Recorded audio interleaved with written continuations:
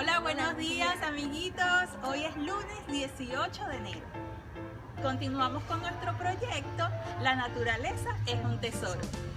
Las plantas son seres vivos que nacen, crecen, se reproducen y mueren.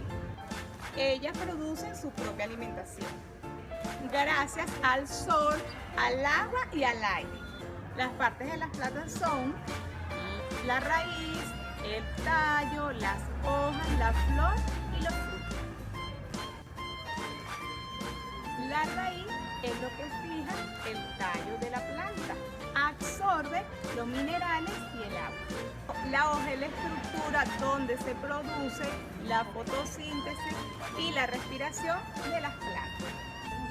La flor es el órgano reproductor de las plantas.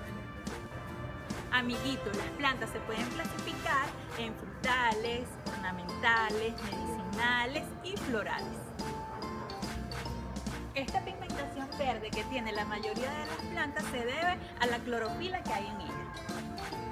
Una de las cosas importantes que necesitan nuestras plantas es la luz solar.